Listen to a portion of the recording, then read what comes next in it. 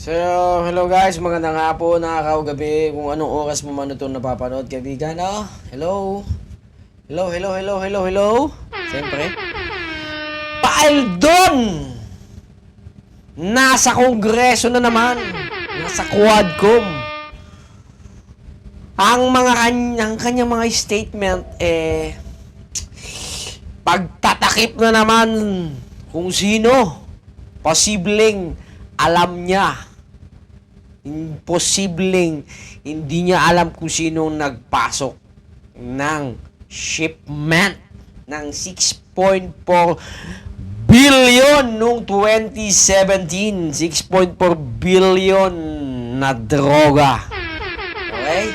Etong balita ho, para ho sa mga nakakaalam ho mga kaibigan, etong balita po nito, pinagtakpan at hindi nilabas. Kumbaga, nakalabas lang konti, pero talagang sinensualize yung mga balita tungkol dito. Ha? Patay-patay ko no, ng mga adik. Yung pala, billion yung pinapasok ng mga droga nung mga panahong iyon. Alam niyo na po kung anong panahon iyon. Kaya naman, walang naglakas ng loob noon. Meron pala si Trillanes, pero nabigo kasi mag-isa lang siya. Pero ngayon, magaling talaga ang Diyos. Talagang maggagawa at gagawa siya, magbibigay talaga siya ng instrumento para mawala o lumabas ang totoo. Kaya naman, Paaldon, umamin ka na. Umamin ka na, idol! Sabihin mo na kung sino.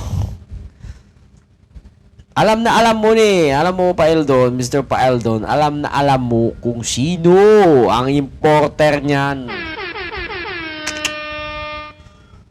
Bilyon ang pinasok. Tapos mga maliliit na drug addict pinagpapatay noong mga panahong iyon, mga kaibigan. Kayang itagong information ang importer sa inyo. Now, the question is, sino po ang importer nitong 6.4 billion na siya? Ang tanong, sino?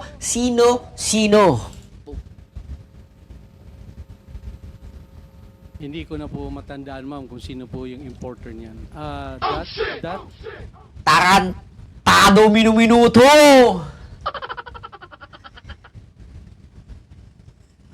Balitang-balita yan noon. Kinatanggal mo pa nga yata yan noon eh. Kunwari, tinanggal ka lang. Ang nilipat ka lang din. Balitang-balita yan. Wala, may pinagtatakpang ka lang siguro, mamen. Importation has been a subject of a long court litigation.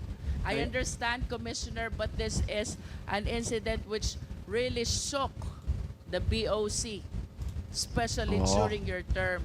Tama po ba Yan yun? nga ang kinatanggal mo. Yan nga yung pinotektahan ka, yung talagang lipat ka pa ng trabaho mong gago ka. Na 6.4 billion na shabu, sino ang nagpasok nito sa Pilipinas? I want to refresh your memory, Commissioner Faeldon.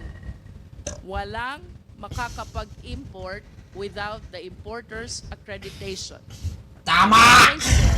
What with the ample requirements which are being required. Sino ang nagpasok, Paaldon? Itagong information. Sabihin mo na! Ang importer. Yung matanda ba sa Davao? Now, we're Yung talking anak? about the specific shipment O yung that manugang? 4 billion of shabu, which shook the Bureau of Customs and even your leadership.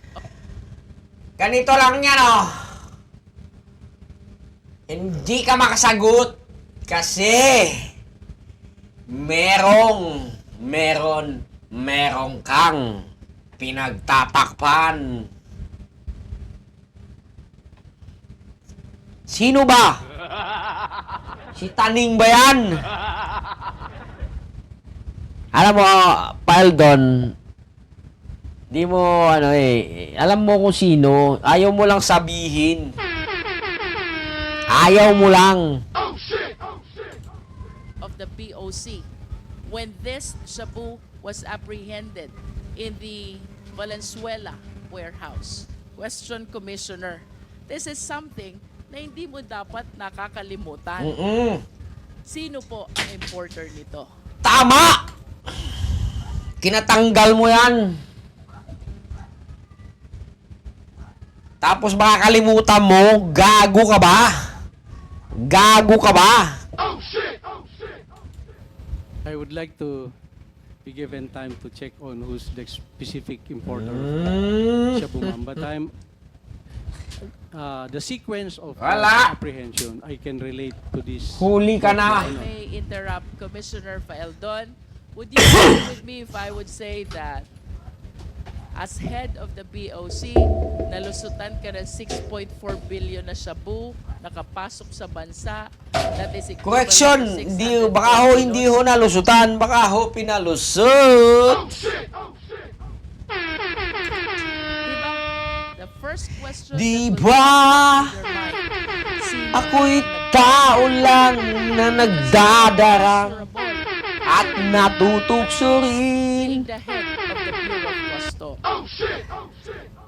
Tumahimik na po. I find it strange Dapat that pitpitin yung an incident as big pitpitin as yung this itlog during the time nang lumabas ang katotohanan. Katotohanan si Duterte o ang kanyang pamilya ang nagpalusot o nag-import o dili naman kaya. Po sila ang nag-import niya. Sabi nga nila, Pagdating sa bansa. Mother of all lords. In the packing list, because this is, ma'am, if I be given just 1 minute to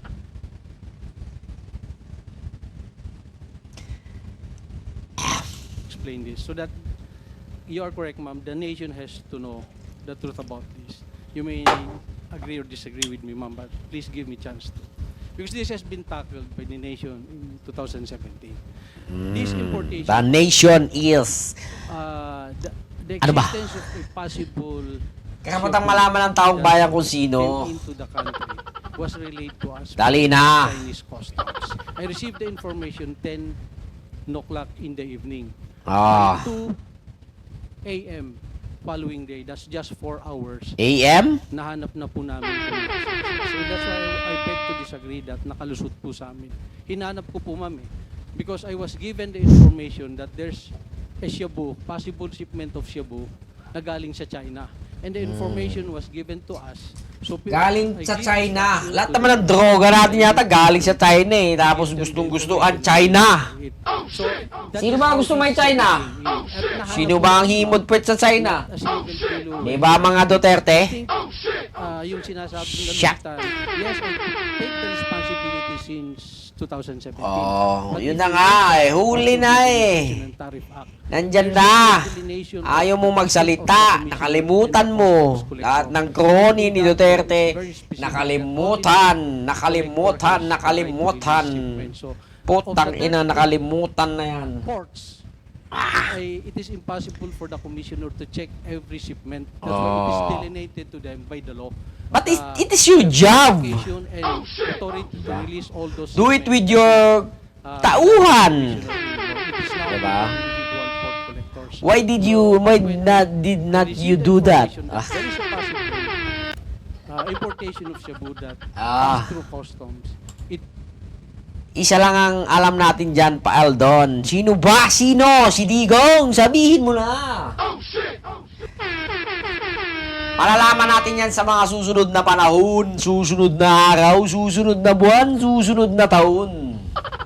Lalabas at lalabas dyan.